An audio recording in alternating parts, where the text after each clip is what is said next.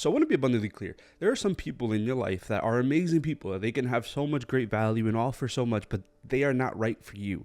They're not meant to be in your life. They're not meant to be in the season that you're in. Or maybe there are people that were in your life at some point, but at this point, where you are right now, they can't go there. And what happens is that sometimes we struggle to let people go because we see the good in them. We see what they can be. We see the hope, the potential, the reality that they could be all these amazing things, but they're not these things for you. And you can't be the person that drags themselves down trying to pull them up. At the end of the day, there are some people in your life that are amazing, but they're not amazing for you.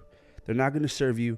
They're not going to help you grow. They're not going to move the needle. They're not going to bring this next stage in your life that you need. The hard part of letting this go, the hard part of outgrowing people is the reality that this is something we've known, right? We've identified ourselves with it. And there are probably people that have influenced you in some way. But this is the question. Are they currently influencing the person that you desire to be? Or are they currently pulling back the person that you used to be? Are they serving this next stage in your life? Or are they pulling it back? And this is anyone.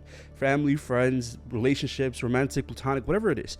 The reality is that there are some people that we outgrow. And there's pain when you outgrow something. And when you outgrow a person that you thought would be in your life this whole time, and you painted these pictures of what they would be like, that's a really hard thing to do. That's a tough stage to move away from. But you need to start asking yourself some questions. One, is this person actually meant to be in my life? Like, am I actively forcing this relationship to work? If you are the only one that's seeking and doing the things possible, if you're the only one that's making any tangible effort for this thing to happen, is it because it's real, or is it because you're trying to make it real? Is it something that they do desire, or is it something that you sold yourself so much that you are trying to force into reality? Be clear, I am a person that believes in effort. I am a person that believes that there are certain things in your life that you can actually work into, that you can create. But when it comes to people, there's only so much you can do. When you force something to happen, all you're forcing is the negative to come to the surface. That's it.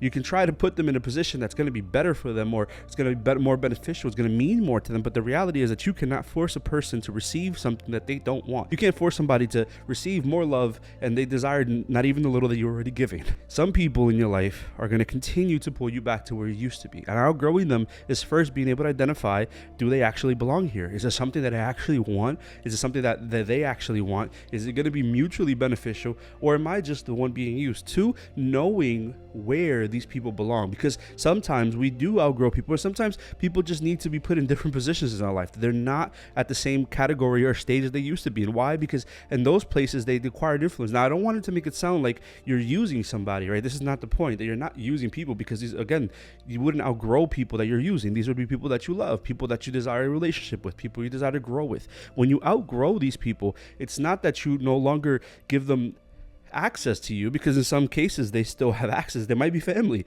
they still have some type of access to you, but you don't give them authority over you. There's a difference between access and authority. Access is that they can come and speak to you and suggest things, and you can take it or give it away. Authority is that they control the emotions that you feel. They control the next steps you take. They don't let you do things, or they hinder you in other things. When you give people authority over you, you've given them way too much. Access is and even then, we'll talk a little bit later about how you have to deny access to some people, but access to a level is simply allowing this reciprocity where they come to you and you come to them. Authority is where they have control. There is no reciprocity. It's just they're the authoritative thing. And that happens so much in relationships. There are times, especially romantic relationships, where we get into this type of relationship where we give authority over to the person. They now have authority over what's happening in the situation, or how I feel, or how I respond. And at some point, you need to step back and analyze who has the authority. Because it shouldn't be authority, especially in romantic relationships. It's never an authoritative thing. It should always be reciprocal. There should be something that's a give and take, that you should have this relationship where you're both offering and sacrificing. It's not just simply you say and I do. That's not how that works. Even in the sense of males and females, and males being in their role of leader and all these things, it's not a control thing. It's not authoritative. It's simply leading the ship. That's it. But unfortunately, we get into some relationships where we have given authority to people, and some people do belong in places where they have some access, but not authority. You need to learn, is this person a person that deserves access or nothing at all? That's the options, right? Either you're near or nowhere near me. And third, there are people that are just simply in your life in stages where it was a part of that chapter in your book. It was a part of that place where you were supposed to be there, where they were there, where they fed something, where they were a part of the story, but they can no longer go to the next place because their mindset or the way they're living or the things that they're doing is not going to benefit who you desire to be.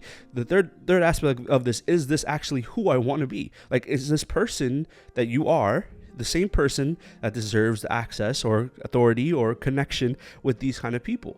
The truth is that for most of us, we have different tiers of people in our lives, and that's okay. It's okay to be able to classify people and say, this is where you are in my life, this is where you belong, because not everybody intertwines, not everyone overlaps, right? You have different groups of friends, you have different groups of colleagues, you have different groups of people. At the end of the day, it's not about you no longer loving people, you no longer honoring them, you're no longer being real with them. At the end of the day, it's all about what are these people actually benefiting you? How are they serving your life? How are they growing you? How are they stifling you? What are they doing that's hurting you? The truth is that sometimes we just want people to be in our lives because we've envisioned it. We've created this narrative of who they are, and we've always saw them in every aspect in our life, but they don't belong there. Sometimes people fade, for a lot of people, and I've noticed this, like for people in high school and graduating high school and those things, that the relationships that they have with people there are just because they're in proximity. For a lot of us, the people that are in our lives, sometimes we give them influence, not because they deserve influence, but just because they're in proximity. You've given influence to people who are around you simply because they are around you. You have to make a decision. Are these people benefiting the life that I desire, or have I outgrown them? And outgrowing people hurts. It hurts to outgrow relationships with friends, with family members, with romantic people, with all those aspects of it. It hurts to outgrow people because, again, the story that you've built yourself. But you need to realize that at some point, it is not beneficial for you to continue to be the little version of you so that you don't outgrow people around you. It's not beneficial for you to be the smallest, weakest version of you so you don't intimidate people that can't step up to the next place in your life. You need to be authentically you. And if that scares people and that bothers people and that makes them your enemy, okay, that's who they actually desire to be. The authentic you is going to show you who people really are around you. You don't need to make them into something that they're not. It's okay to outgrow people. Just make sure that you're not staying small so you can fit into a small box.